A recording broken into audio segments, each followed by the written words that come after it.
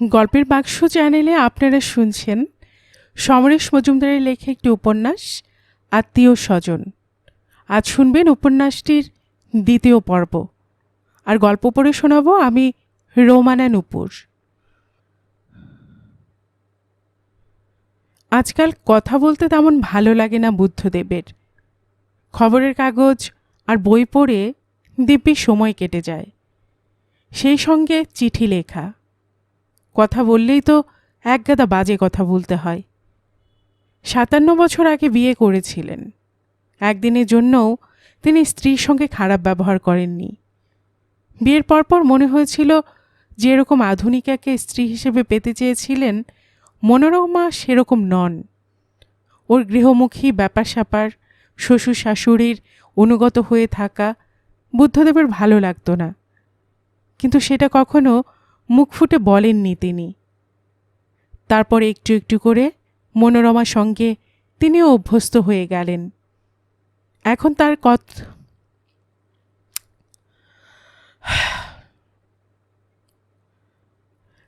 তার কখন কি প্রয়োজন মনোরমা জানে, না চাইতেই সেগুলো পান তিনি। মাঝে মাঝে মনে হয় তিনি কি ভাবছেন সেটাও ও বুঝে নিতে পারে। তখন কিরকম অস্বস্তি হয়। আজ যদি মনোরমা চলে যায় তাহলে তার কি হবে? যেহেতু তার বয়স বেশি, তাই প্রাকৃতিক নিয়মে তারই আগে যাওয়া উচিত। তিনি চলে গেলে মনোরমা নিশ্চয়ই মানসিক কষ্ট পাবে, কিন্তু সবাইকে নিয়ে থাকতে অসুবিধে হবে না। তার হবে। এ বয়সে সামান্য জড়াজড়ি হলেই মনোরমাকে দরকার হয়।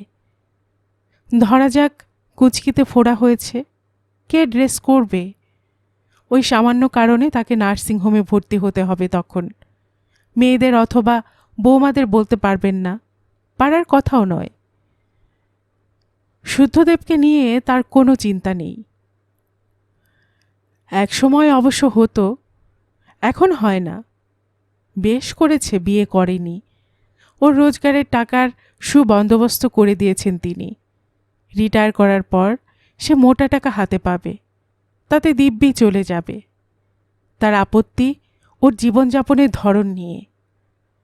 একটা 50 পার হওয়া লোক স্কুল আর মা বাবা ছাড়া পৃথিবীর আর কোনো কিছুর সঙ্গে জড়ানো নয়। বইপত্র পড়ার অভ্যেসটা সে পেয়েছে তার কাছ থেকে। সন্ধ্যের পর তাই নিয়ে পড়ে থাকে। টিভি দেখার আগ্রহ পর্যন্ত নেই। মেয়েদের ছায়া মানায় না। একসময় ভেবেছিলেন সাইকিয়াট্রিস্টের কাছে নিয়ে যাবেন। গেলেই হতো। ওর কোনো বন্ধুবান্ধব আছে বলে মনে হয় না। এই সংসারে ও আছে নিঃশব্দে। বাকি জীবন শব্দ করবে বলে মনে হয় না। মেজ ছেলে বাসুদেব অনেক বেশি সংসারী, গোছানো। তার অবস্থাও সচ্ছল। বৌমা সর্বাণীকে পছন্দ করেন বুদ্ধদেব। ভারী লক্ষ্মীময়ী সে। দুবেলা এসে তাদের খোঁজ খবর করে যায়। কোথাও যাওয়ার আগে খুব বিনীতভাবে জানিয়ে যায় সে যাচ্ছে। বাবা, কাল আমার বোনের বাড়িতে একটু যাওয়া দরকার, আপনাদের কোনো অসুবিধা হবে না তো?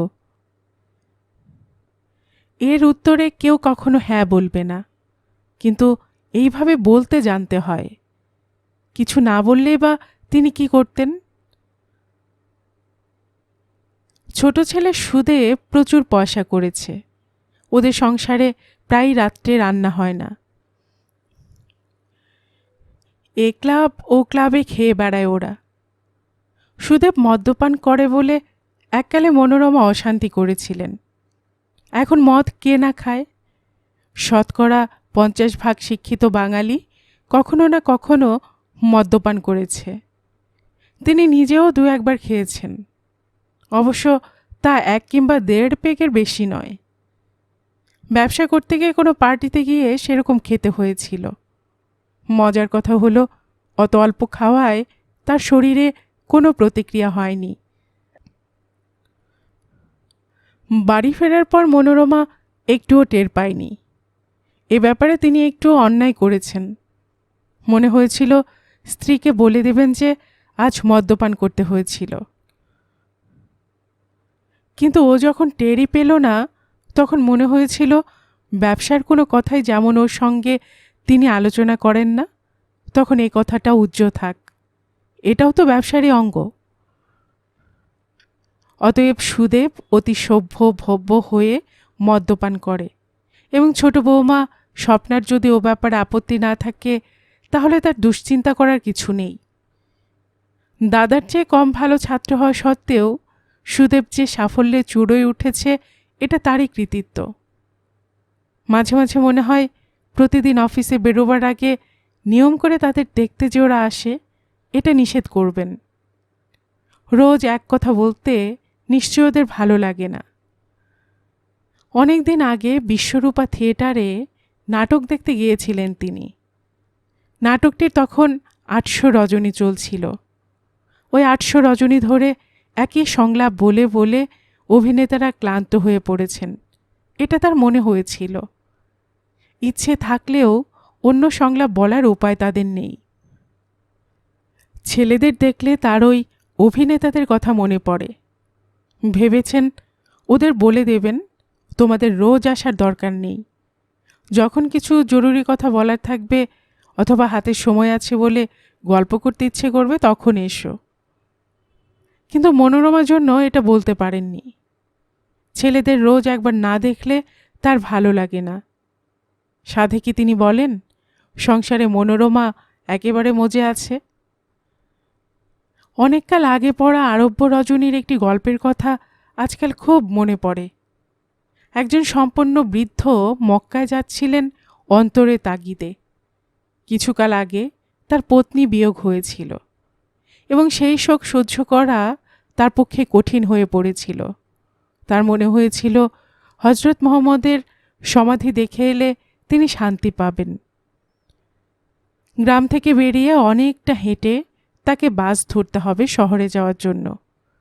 সেখান থেকে ট্রেনে চেপে জাহাজ ঘাটায় পৌঁছবেন। হাঁটতে হাঁটতে তিনি অন্য গ্রামের প্রান্ত দিয়ে চলছিলেন। সেখানে একটি জীর্ণ কুঁড়েঘরের দাওয়ায় একজন অসুস্থ মানুষ বসেছিল। সে বৃদ্ধকে জিজ্ঞাসা করল, আপনি কে এবং কোথায় চলেছেন? বৃদ্ধ জবাব দিলেন। লোকটি তাকে নমস্কার করে বলল, আপনি পবিত্র মক্কায় যাচ্ছেন? আপনাকে দর্শন করাও সৌভাগ্যের কাজ। আমি অসুস্থ, আমার পক্ষে কখনো ওই পবিত্র ভূমিতে যাওয়া সম্ভব হবে না, কিন্তু আমি যদি আপনাকে একটি সামান্য অনুরোধ করি তাহলে আপনি কি রাখবেন? বৃদ্ধ মাথা নাড়লেন। কি অনুরোধ বলো?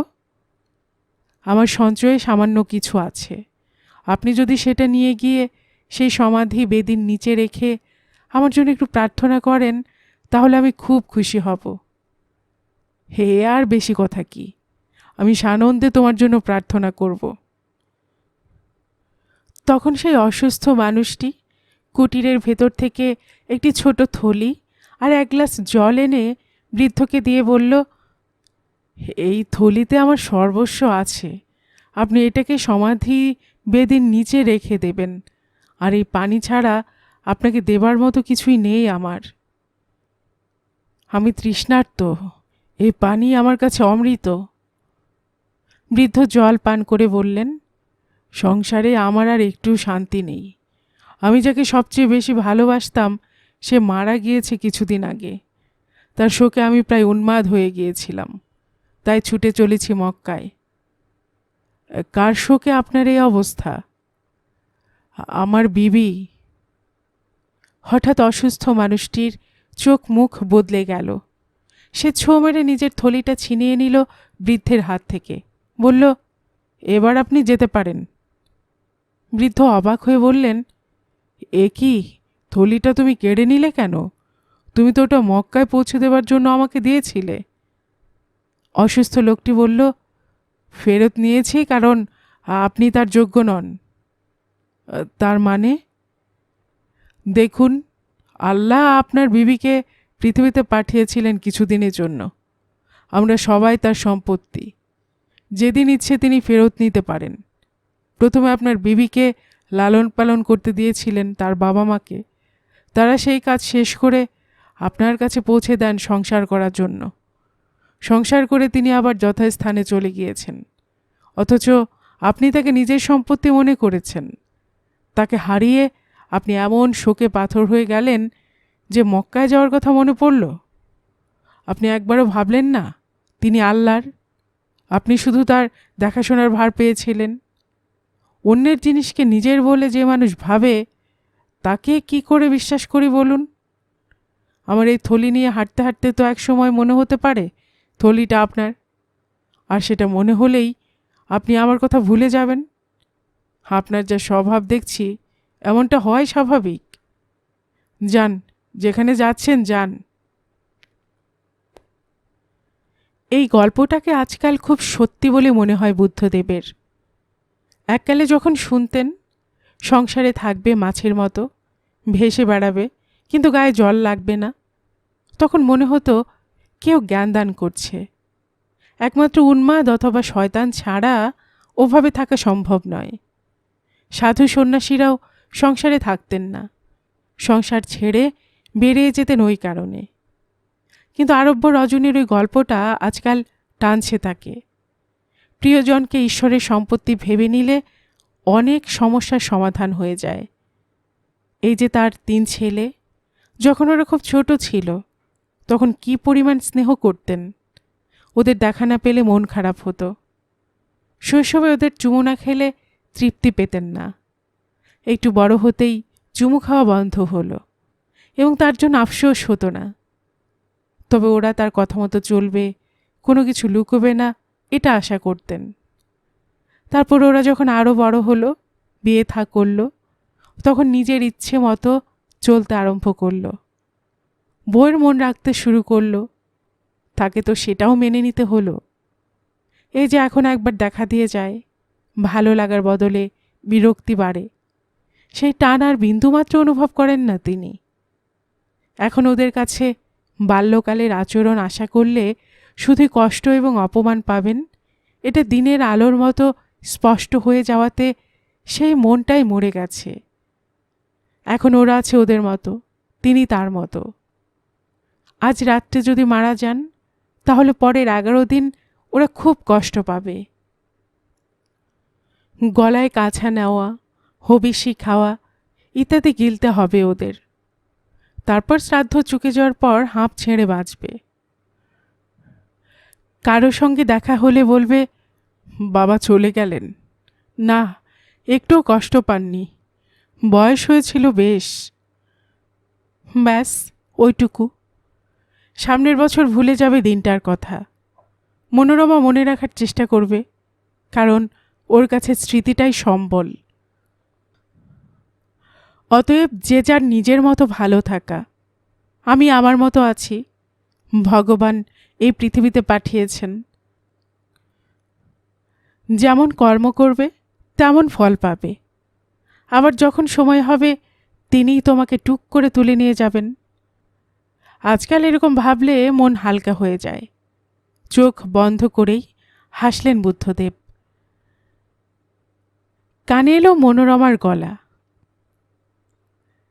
একা একা হাসছ যে? অনেক কিছুই একা একা করতে হয়, হাসি বুঝি একা হাসা যায় না? যে লোক একা হাসে তার মাথা ঠিক থাকে না। হাসি পেলে সে কি করে? জানি না বাবা, তোমার সঙ্গে কথা বললেই পেঁচিয়ে পেঁচিয়ে জবাব দাও। এই মনোরমার সঙ্গে তর্ক করা চলে না। সত্যি কথা বলতে কি, স্ত্রীর সঙ্গে কথা বলার সময় খুব সতর্ক থাকেন বুদ্ধদেব।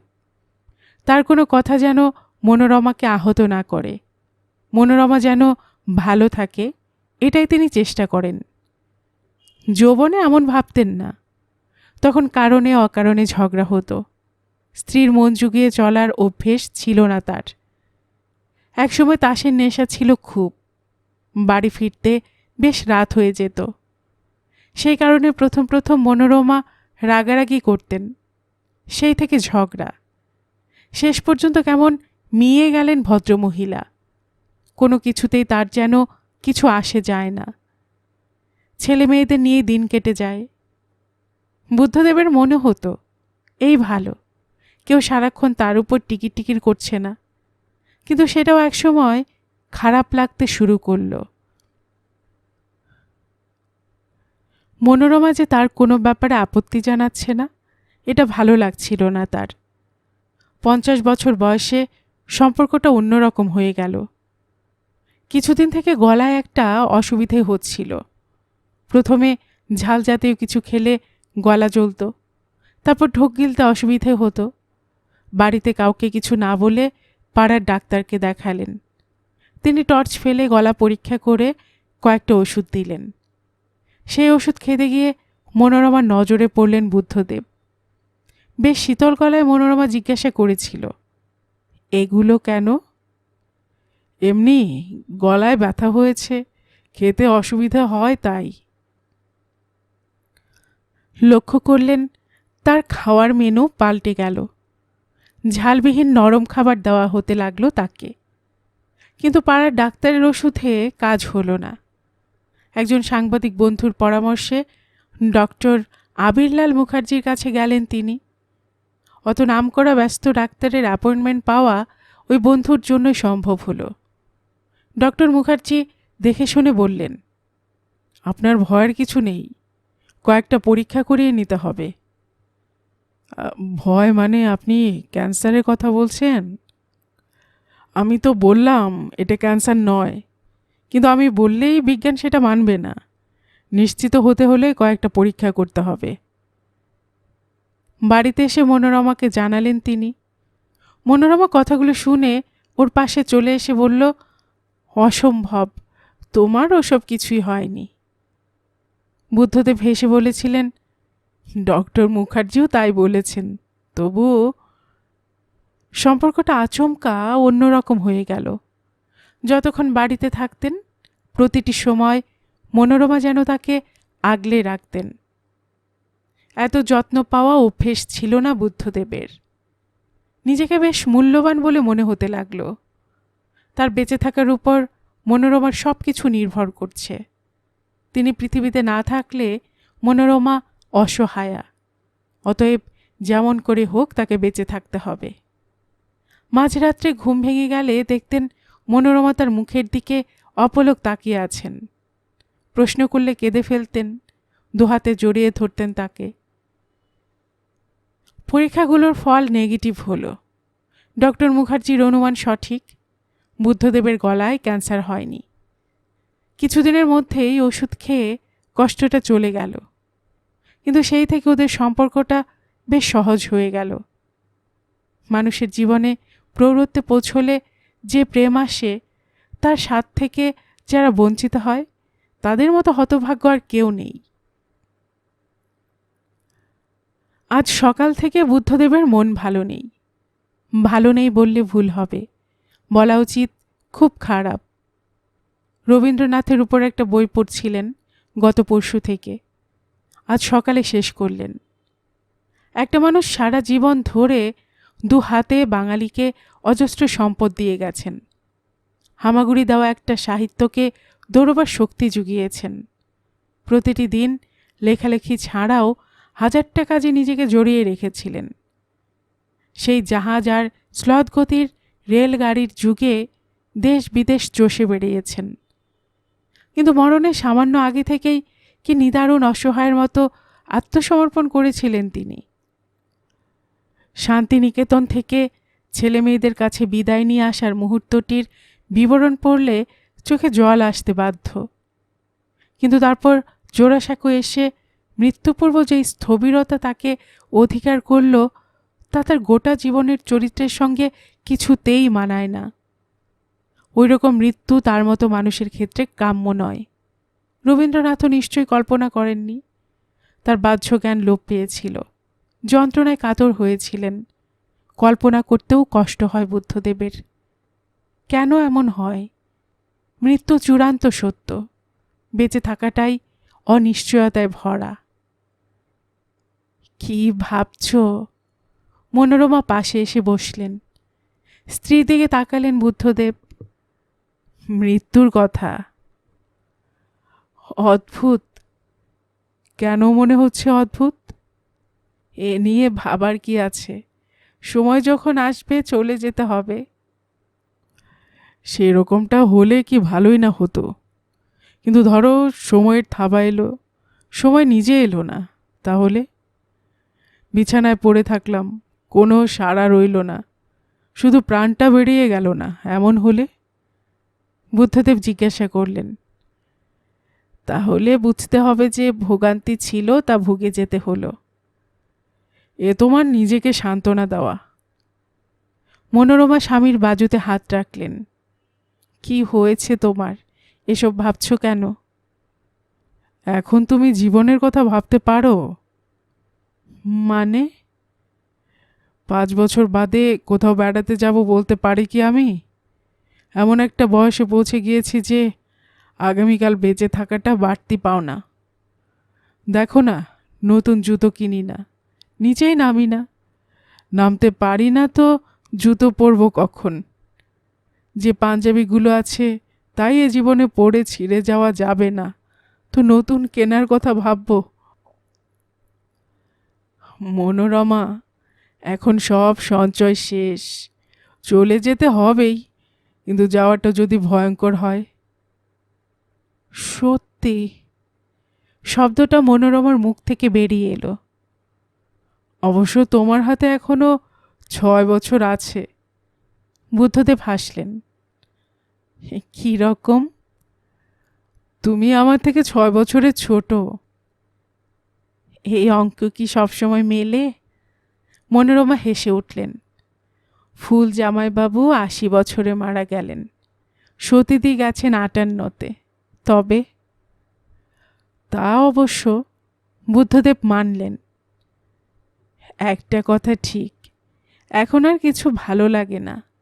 ছেলে মেয়েদের সমস্যায় নিজেকে জড়াতে একটু ইচ্ছে হয় না।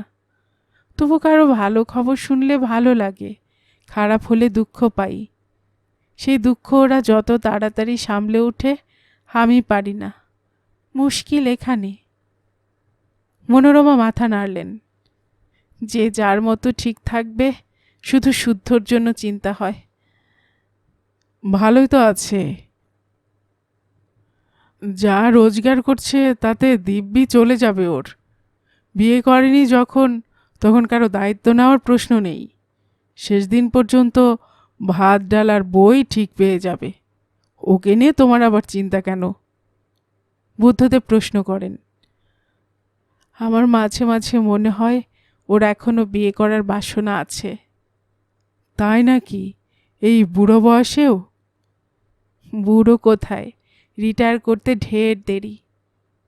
কিসে তোমার মনে হলো? ওই যে মেয়েদের এড়িয়ে যাওয়া, এতে আমার আগাগোড়া মনে হয়েছে গুরুত্ব না দিলেও এড়িয়ে যেত না। নিশ্চয়ই কোথাও দুর্বলতা আছে, সেটা ঢাকতেই। মরুক গে, যা করে তা করুক। আমি তোমাকে একটা প্রশ্ন করব। কি প্রশ্ন? এই বয়সে মিটতে পারে এমন কি কি স্বাদ তোমার অপূর্ণ আছে? মনোরমা স্বামীর দিকে বড় চোখে তাকালেন। হে, কেন? পূর্ণ করে দেবে? প্রশ্নের উত্তরে প্রশ্ন কেন? বাহ, উত্তর দেবার আগে জানবো না প্রশ্নটা কেন? সাধ্যে থাকলে নিশ্চয় পূর্ণ করব। ধরো, কোনো জায়গায় যাওয়ার খুব ইচ্ছে ছিল, হয়নি, বলো সেরকম কিছু। বেড়াতে যাওয়ার কথা যদি বলো, বিয়ের পর তোমার সঙ্গে দার্জিলিংয়ে মেলে আমার ঘোড়ায় চড়া হয়নি। ইচ্ছে ছিল পরের বার গিয়ে চড়ব। পরে অনেক জায়গায় গিয়েছি, কিন্তু দার্জিলিংয়ে যাওয়া হয়নি।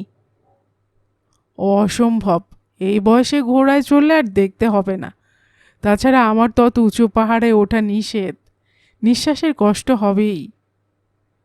জানি। কিছুক্ষণ চুপ করে থেকে বুদ্ধদেব জিজ্ঞাসা করলেন, সমুদ্রের ধারে যেতে ইচ্ছে হয় না? মনোরমা তৎক্ষণাৎ ঘাড় নাড়লেন। না, অত গর্জন এখন আমার ভালো লাগে না।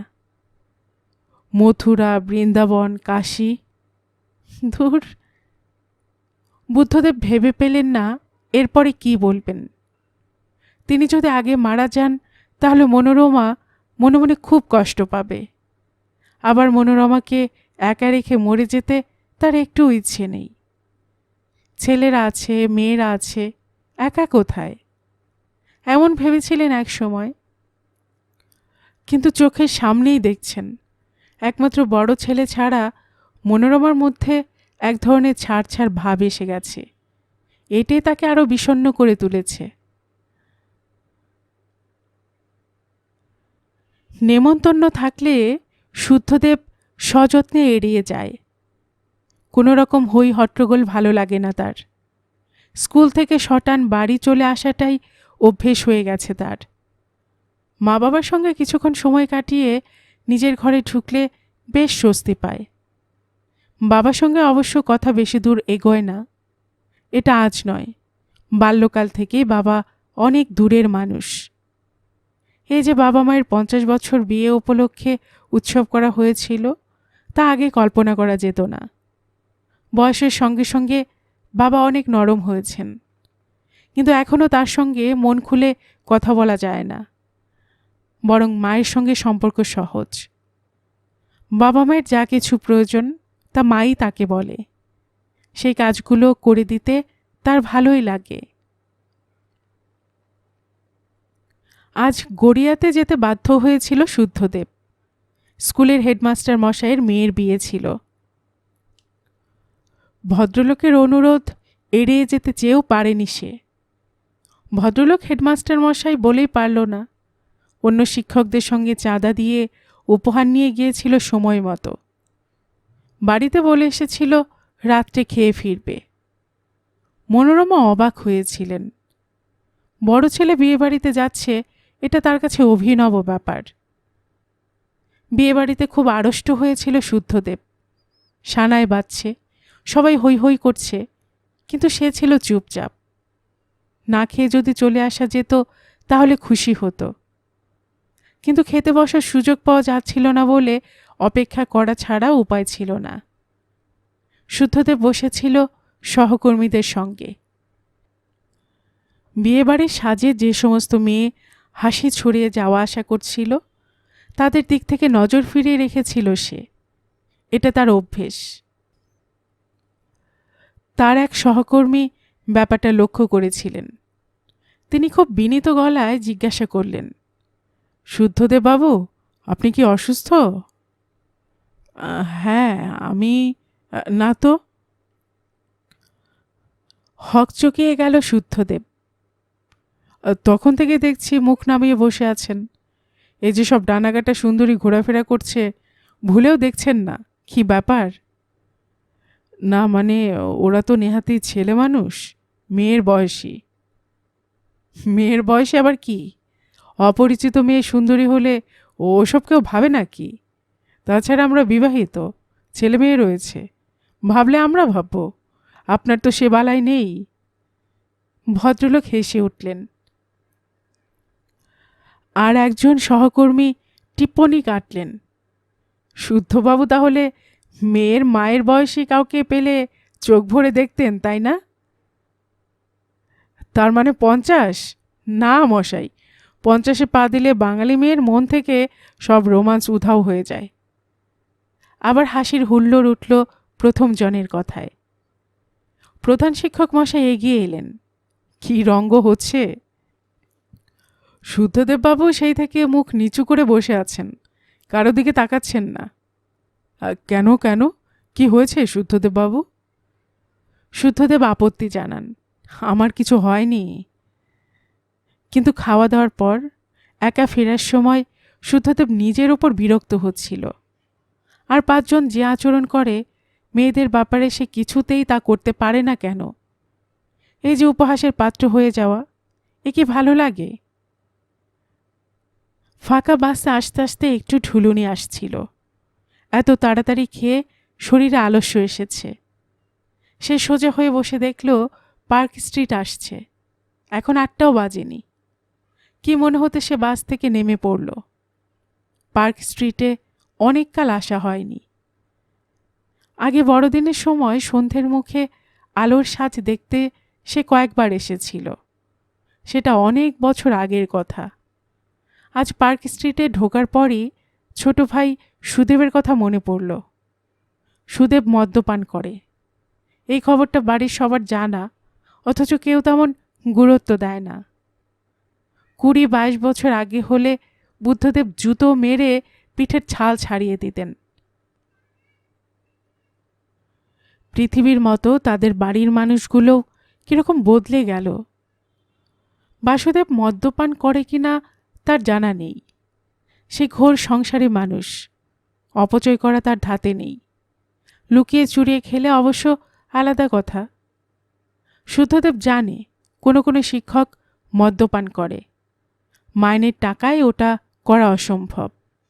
ছেলে মেয়ে বড় করতেই তো সব টাকা চলে যায়। ওরাও প্রচুর টিউশনি করে এবং সেই টাকায় ফুর্তি করে। ওদের কাছে শিক্ষাদান ব্যবসার নামান্তর, তাই ও নিয়ে কোনো মাথা ব্যথা কারো নেই। মহাদেব বাবু বলছিলেন, আপনি তো এই লাইনে নেই মশাই, তাই জানেন না। এখন মাতালের সংখ্যাও কমে গেছে। যারা মদ খায় তারা মাতালদের পছন্দ করে না। তুমি যত খুশি খাও, আনন্দ করো, কিন্তু মাতলামি শুরু করলে পরের দিন তোমার সঙ্গ সবাই এড়িয়ে যাবে। এই যে প্রতি রাত্রে এত পার্টি হয়, মদের ফোয়ারা ছোটে, গলার স্বর জড়িয়ে যায়, কিন্তু মাতলামি নো, নেভার। যাবেন নাকি আমার সঙ্গে একটা পার্টিতে? ধারণা বদলে যাবে মশাই। শুদ্ধদেব পার্ক হোটেলের সামনে দাঁড়িয়ে চারপাশে তাকালো। আলো ঝলমলে বার এবং রেস্টুরেন্ট, পার্ক হোটেলের সুদৃশ্য প্রবেশপথ, ছুটে যাওয়া গাড়ির মিছিল। পরিচিত কলকাতার সঙ্গে এখানকার কোনো মিল নেই। কেমন ঝিমঝিম ভাব আসে মনে। আজ পর্যন্ত সে কখনো বারে ঢোকেনি। বাড়ি গিয়ে বসলে যে খরচ হবে তা তার থাকলেও খাওয়ার কথা মনেই আসেনি। জীবনে অনেক কিছুই তো না দেখা রয়ে যাবে, এটাও তেমন। এর জন্য কোনো আফসোস নেই তার। ওর এক সহকর্মী যতীনবাবু, মুখ বড় আলগা তার।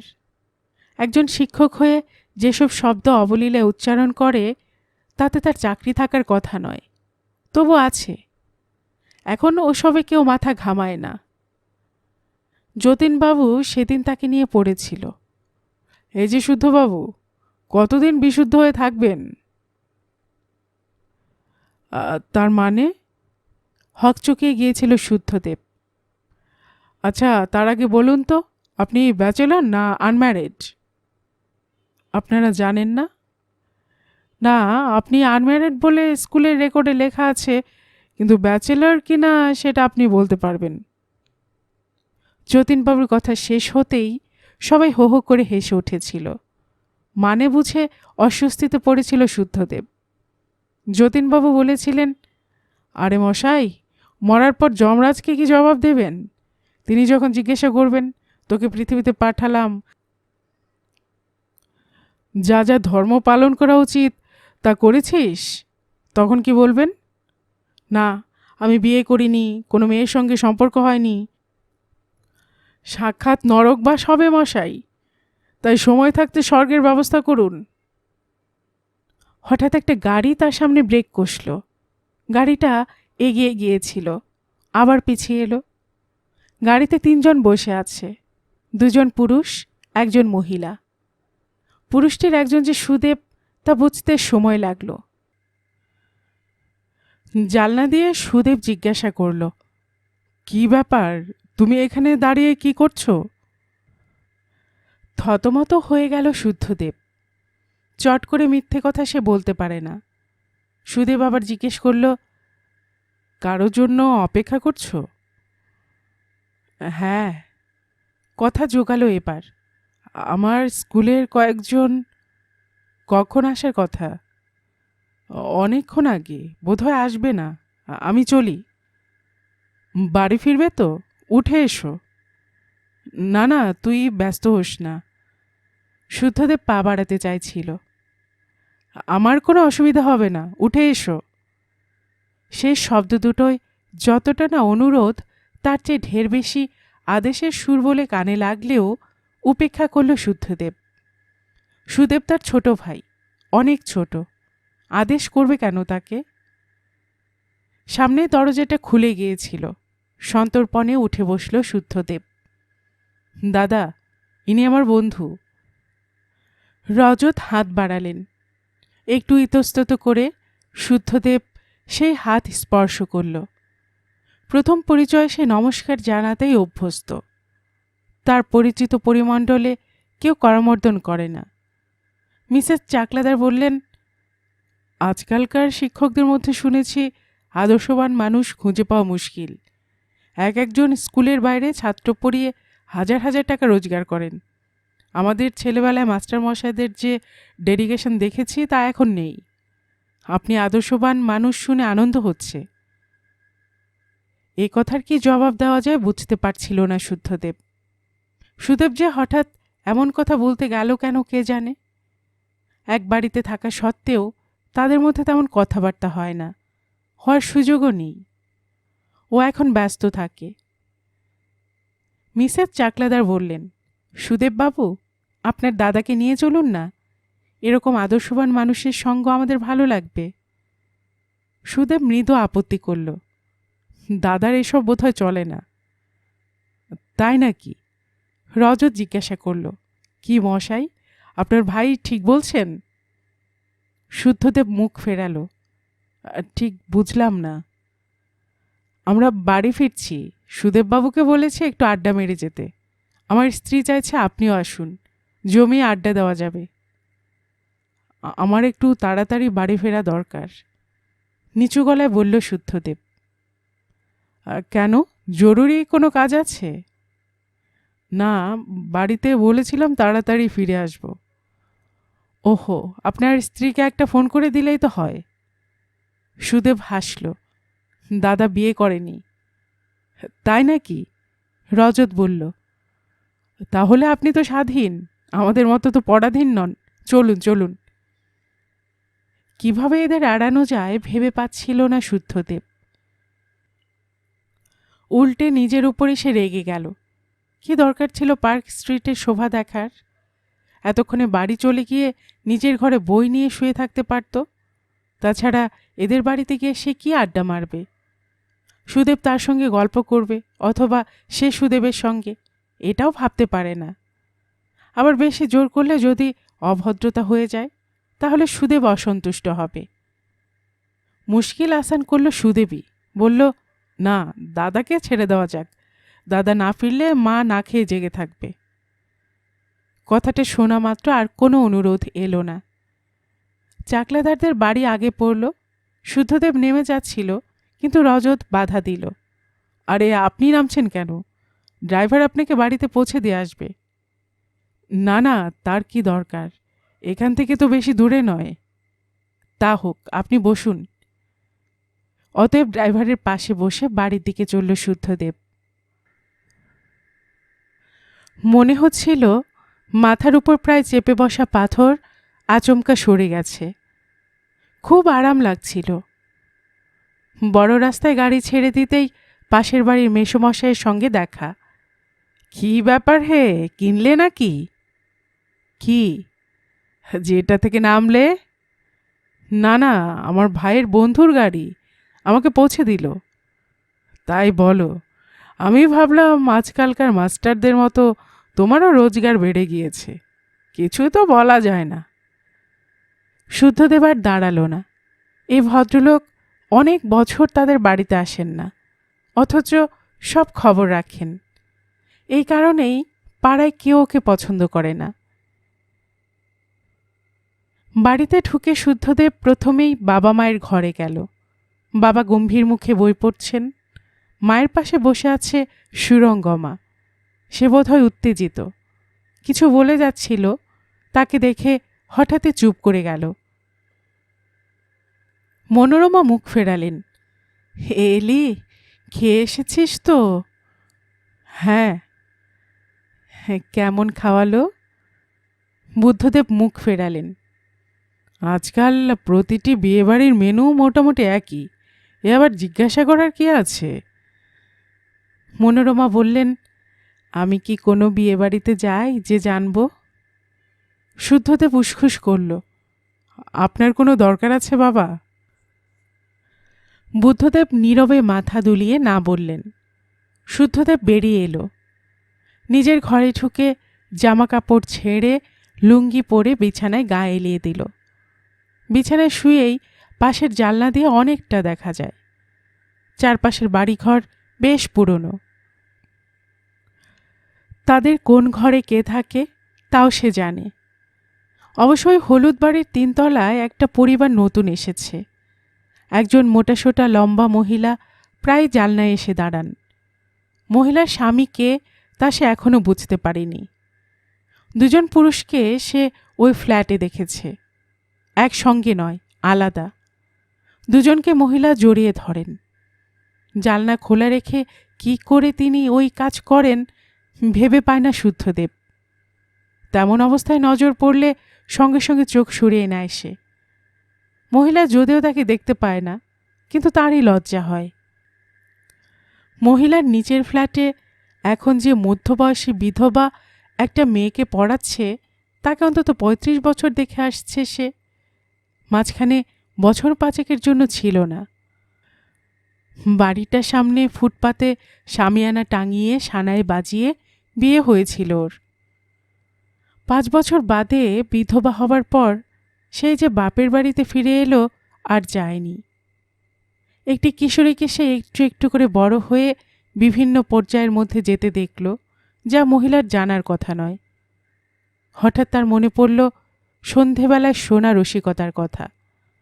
মারা যাওয়ার পর তাকে যদি যমরাজ প্রশ্ন করে, তাহলে কি জবাব দেবে? বেশ আছিস, নেমন্তন্ন খাচ্ছিস আর ঘুমোচ্ছিস। গলা শুনে ধর্মড়ে উঠে গেঞ্জিটা টেনে নিয়ে মাথা গলিয়ে নিল শুদ্ধদেব। সুরঙ্গমা দরজায়। জিজ্ঞাসা করল সে, কি ব্যাপার? কি ব্যাপার মানে? তোর ঘরে আসাটা অপরাধ নাকি? খিচিয়ে উঠল সুরঙ্গমা। আহা, তা বলেছি নাকি? তাই তো। আর যেভাবে সাত তাড়াতাড়ি আমাকে দেখে গেঞ্জি পরে নিলি, তাতে মনে হচ্ছে আমি বাইরের লোক। মেয়েরাও তো ছেলেদের দেখে এমন করে না। সুরঙ্গমা ঘরে এলো। আমি ঘুমাচ্ছিলাম নাকি? জানলা দিয়ে তাকিয়েছিলাম। শুদ্ধদেব জিজ্ঞাসা করল, একা এসেছিস না গোবিন্দলালও এসেছে? ওই নামটা আমার সামনে কখনো উচ্চারণ করবি না, জোর গলায় বলল সুরঙ্গমা। মুখ লাল হয়ে উঠল তার। কেন, কি হয়েছে? একটা অপদার্থ লোকের সঙ্গে বিয়ে দিলে যা হয় তাই হয়েছে। আমার জীবনটা শেষ হয়ে গেল। আমি এবার একেবারে চলে এসেছি। এখন থেকে এখানেই থাকব। সে কি রে? হতভম্ব হয়ে গেল শুদ্ধদেব। সে কি রে মানে? এমন করে বললি যেন আমি বিরাট অন্যায় করেছি। কি হলো তাই তো জানি না। তোকে কিছু জানতে হবে না। আমি এখানে থাকলে যে এক্সট্রা খরচ হবে তার কতটা তুই দিতে পারবি বল? বাবার রোজগার থাকলে নিশ্চয় তোকে বলতাম না। এখনই চট করে বলা যায়? কি এমন হাতি ঘোড়া হিসেব? আমি 2 দাদাকে বলতে চাই না। বললে আজ বাদে কাল বৌদিদের খোঁটা শুনতে হতে পারে। তুই বিয়ে করিসনি বলে মাচোয়া। সুরঙ্গমা সরাসরি বলে দিল। ঠিক আছে, মিনমিন করে বলল শুদ্ধদেব। এবার হাসি ফুটল সুরঙ্গমার মুখে। বিছানায় বসে বলল সে, বুঝলি দাদা, তোর ভগ্নিপতির মতো বাজে লোক আমি জীবনে দেখিনি। কেন, কি করল সে? কি করেনি তাই জিজ্ঞাসা কর। এখন সপ্তাহে বাড়িতে 1 দিন মাছ হয়, ভাবতে পারিস? ভাগ্যিস আমার বাচ্চা কাচ্চা হয়নি, নইলে যে কি হতো। শুদ্ধদেব তাকালো। সুরঙ্গমার হাতে লোহা এবং সিঁথিতে সিঁদুর দেখা যাচ্ছে, অর্থাৎ গোবিন্দলালের অস্তিত্ব এখনও স্বীকার করছে। তাদের ভাই বোনদের মধ্যে ওর চেহারায় সবচেয়ে সুন্দর। ছেলেবেলায় মা সবসময় চোখে চোখে রাখত। গানের স্কুলে যাওয়ার সময় দাদাদের উপর দায়িত্ব পড়ত ওকে সঙ্গে নিয়ে যাওয়ার। খুব বড় ঘরে চমৎকার স্বামী পাবে বলে ভবিষ্যৎবাণী করত সবাই। গোবিন্দলাল ছেলে হিসেবে মন্দ ছিল না। বিয়ের পর বাবাকে মন্তব্য করতে শুনেছিল সে, ভালোই হলো, তোমার ছোট জামাইয়ের ব্যক্তিত্ব আছে বলে মনে হয় না। তোমার মেয়ে যা বলবে তাই শুনবে, সুখে থাকবে সে। মা কোনো মন্তব্য করেননি। শুদ্ধদেব জিজ্ঞাসা করল, এবার কি হয়েছে? আমাকে অপমান করেছে। কীরকম? আমি মাসে মাত্র 1 বার পার্লারে যাই, ওটা বন্ধ করতে বলেছে। আমাকে বলে কি না বাংলাদেশের 90% মেয়ে মুখে পাউডার মাখার টাকা রোজগার করতে পারে না, অত বিউটি পার্লারের বিলাসিতা কেন? তুই বোঝ দাদা, কি অশিক্ষিতের মতো কথা। বিউটি পার্লারে যাওয়া এখন প্রয়োজনের মধ্যে পড়ে, তা ওকে কে বোঝাবে? রাগে ফুঁসে উঠল সুরঙ্গমা। তুই বুঝালি না কেন? বলেছি, আগে লোকে ফ্রিজ কেনা বিলাসিতা বলে মনে করত, এখন ফ্রিজ অবশ্য প্রয়োজনীয়, তবে কিন্তু যে অন্ধ হয়ে থাকে তাকে কে বোঝাবে? তোর বউ যদি বিউটি পার্লারে যেত, তুই ওই কথা বলতিস? আমি? শুদ্ধদেব মাথা নাড়ল। আমার কোনো আইডিয়া নেই। শোন, বিউটি পার্লারে যাওয়া শরীরের একটু যত্ন নেওয়ার জন্য। ও, তাহলে তো ভালোই। শুধু মেয়েরা কেন, ছেলেদেরও যাওয়া উচিত। তুই যদি প্রতি মাসে একবার করে ফেসিয়াল করাস, দেখবি তোর চেহারা বদলে যাবে। চেহারা বদলে গেলে তোর মনে উৎসাহ আসবে, কাজ করার ক্ষমতা বেড়ে যাবে। সুরঙ্গমা মাথা নাড়ল। এছাড়াও আরেকটা ঘটনা ঘটেছে। কি? ও আমাকে সন্দেহ করছে। সন্দেহ? হ্যাঁ, ভাবছে ওর বন্ধুদের সঙ্গে আমি প্রেম করছি। ভাব, খুব অন্যায় কথা। সেই কারণে এখানে চলে এলাম। প্রেম যদি করতে হয় এখানে থেকে করব, ওর দয়ার ভাত খেয়ে নয়। সেটা করা কি ঠিক হবে? কেন করব না, বেশ করব। সুরঙ্গমা উঠে দাঁড়ালো, জানলার এক কোণে গেল। তারপরেই তার গলা থেকে অদ্ভুত স্বর বের হলো, দাদা। বিব্রত হয়ে তাকালো শুদ্ধদেব। তুই এর জন্য জানলা দিয়ে তাকিয়ে থাকিস? মানে? ওই লম্বা মোটা মেয়েটা ঘরে আলো জ্বালিয়ে, লোকটা কে রে? ওর স্বামী হতেই পারে না। সুরঙ্গমা মাথা নাড়ল। ধক করে উঠল বুক, যেন অপরাধটা সে নিজেই করে ফেলেছে। এখন সুরঙ্গমা নিশ্চয়ই সবাইকে বলবে দাদা জানলা দিয়ে ওইসব দেখে বলেই ঘরের বাইরে বেরোতে চায় না। ভাব দেখায় কত ভালো মানুষ, কিন্তু তলে তলে এই ব্যাপার। সে শুকনো গলায় জবাব দিল, আমি কি করে জানব? তুই তো জানলা দিয়ে তাকিয়ে থাকিস, চিনিস না? আমারও তো সময় নেই। মেয়েটা একদম নির্লজ্জ। জানলা থেকে সরে এলো সুরঙ্গমা, তারপর বলল, যাই, বড় বৌদির সঙ্গে গল্প করি গে। এই ঘরে জানলা বন্ধ করে থাকা যায় না, কিন্তু শুদ্ধদেবের ইচ্ছে হচ্ছিল ওই জানলাটা চিরকালের জন্য বন্ধ করে দিতে।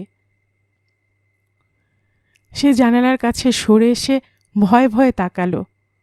মেয়েটির ফ্ল্যাট অন্ধকার। তার স্বস্তি হলো, কিছুই দেখা যাচ্ছে না।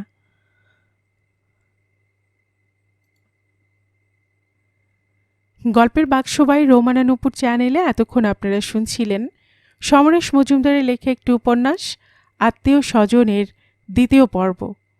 আর এতক্ষণ গল্প পড়ে শোনাচ্ছিলাম আমি রোমানা নুপুর।